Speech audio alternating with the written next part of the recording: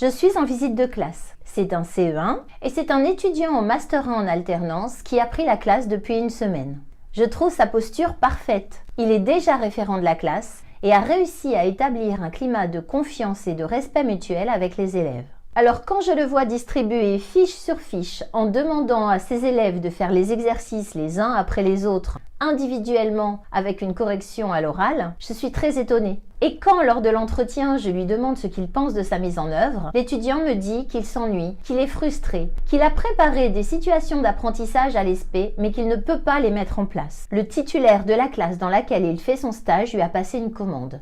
Un certain nombre de fiches à faire chaque jour de la semaine. Et malgré ses doutes et sa frustration, l'étudiant pense qu'il doit faire confiance à l'expertise de ce collègue qui a près de 20 ans d'ancienneté. Comment éviter ces problèmes de positionnement? Comment gérer ce qui paraît être contradictoire? Comment apprendre en s'appuyant sur les cours donnés à l'ESP et sur l'expérience des collègues sur le terrain? C'est vrai que ça peut paraître un peu complexe, mais en fait c'est facile.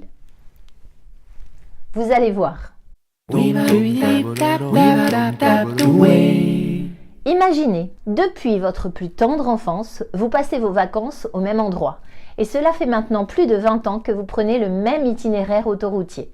Vous n'envisagez ni de passer vos vacances ailleurs, ni de prendre un autre chemin, parce que vous avez toujours fait comme ça et que cela vous convient parfaitement. Même s'il y a quelques embouteillages parfois ou que la région devient trop touristique à votre goût. De plus, vous savez à quelle heure partir pour avoir les meilleures conditions de circulation. Vous savez également où se trouve la dernière station-service pour éviter la panne. Vous connaissez les endroits qui présentent un danger, ainsi que les places gratuites pour stationner tranquillement quand vous arrivez. C'est l'expérience qui vous a donné cette expertise de la route. Cependant, durant toutes ces années, vous n'avez pas tenté un nouvel itinéraire, une nouvelle destination, un nouveau moyen de transport, une nouvelle période.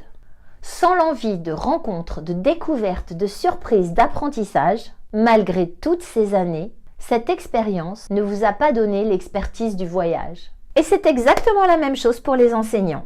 Parce que j'ai une classe depuis plusieurs années, je connais des trucs et astuces au niveau de l'organisation et de certains comportements. Par exemple, je sais que le jour de la rentrée, les élèves sont toujours calmes parce qu'ils prennent leurs repères et que les limites se testeront de jour en jour. Je sais également que les parents d'élèves sont toujours méfiants face à un nouvel arrivant, quelle que soit son ancienneté. Je sais aussi que je dois arriver bien avant mes élèves pour préparer mon matériel.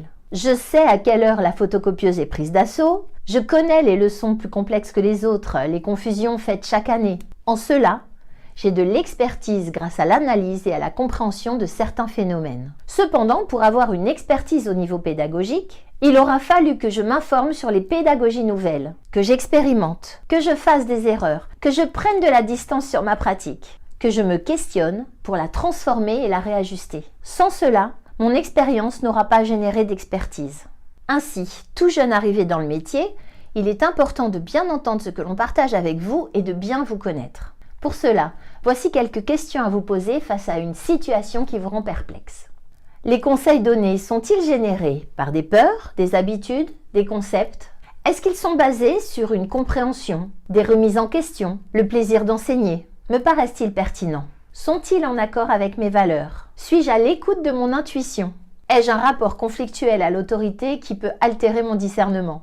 C'est le sens que vous donnerez à ce que vous entendrez qui vous fera faire la part des choses entre ce que vous reprendrez à votre compte pour gagner du temps et à ce que vous mettrez de côté pour faire vos propres armes. Il s'agit donc d'avoir confiance en vous, en votre discernement, de savoir vous fier à votre bon sens, à votre intuition et de connaître les valeurs pour lesquelles vous êtes prêt à prendre des risques. Tout en étant respectueux, diplomate, authentique, l'esprit ouvert pour prendre soin de vous-même et des autres, avec la même motivation, donner le meilleur aux élèves. Pour éviter les problèmes de positionnement et gérer les contradictions, rappelez-vous que la formation en alternance vous donne l'opportunité de mettre la théorie en pratique et de vous donner ainsi de l'expérience. Il est donc important de mettre en œuvre ce qui a été conçu en cours à l'ESP pour que vous puissiez vous l'approprier, faire un retour sur votre pratique et l'analyser. Et pour éviter de vous sentir en porte-à-faux et rester en bon terme avec l'équipe, rappelez que vous êtes en formation et que vous devez répondre aux exigences des formateurs qui viendront vous voir travailler dans votre classe et mesurer vos progrès. Vous avez maintenant un axe de réflexion pour vous sentir légitime, que vous soyez étudiant en Master 1 ou en Master 2. En reconnaissant l'expérience qui fait de vos collègues des experts, en leur faisant confiance tout en gardant votre libre arbitre. Et si ça a été utile pour vous, pensez aux autres. Vous pouvez aimer, commenter, partager, poser vos questions dans les commentaires. Alors, à très vite pour la suite.